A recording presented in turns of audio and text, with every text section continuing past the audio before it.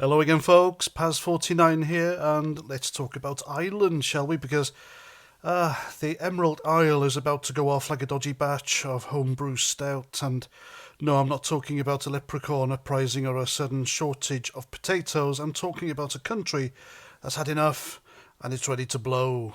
Now, Ireland's always been a place of passion, poetry, music, fighting in the streets over who gets the last pint and all that. Trust me, I've been to Dublin. But lately, something's brewing, and it's not the Guinness. The place is a pressure cooker, and the lid's rattling. Why? Well, let's start with the obvious. Immigration. Yeah, I said it. The word that makes politicians clutch their pearls and run for the hills.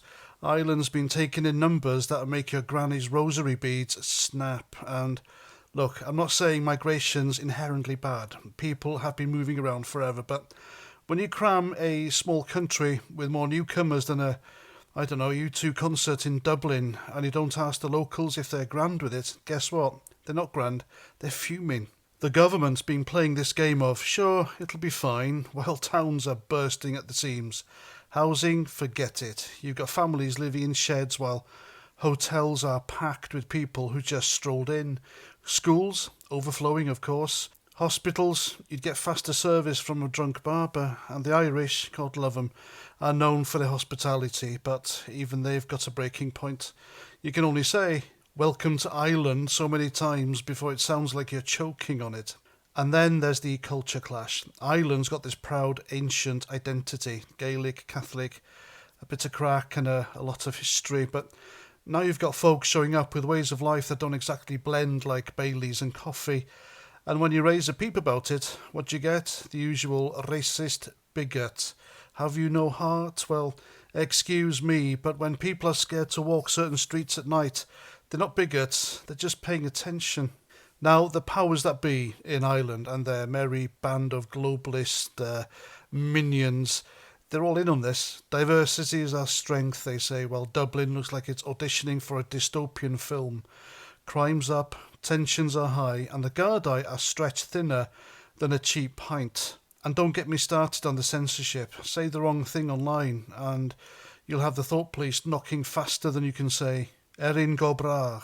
Free speech, more like speak at your own risk. But here's the thing about the Irish, and I should know, I served in Ulster for 3 years. They don't just roll over. They've got a history of rebellion longer than a Corkman's grudge. From the Easter Rising to the Troubles, when they're pushed, they push back, and right now they're being pushed hard.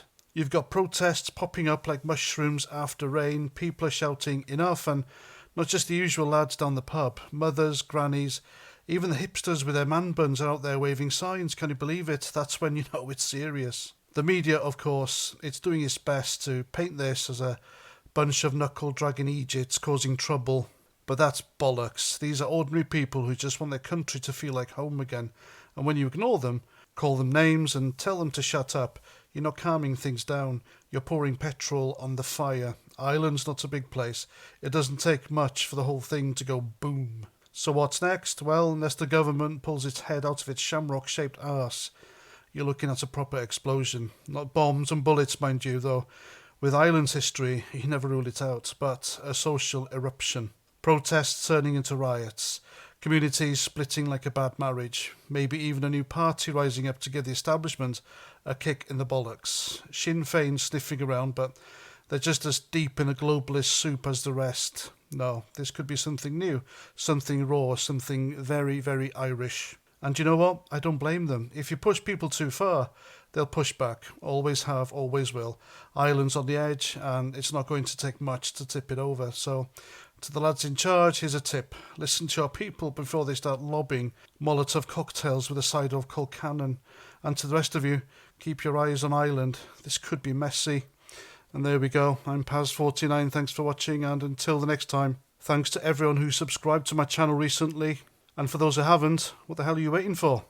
I'll see you at the next one. Roger Trout.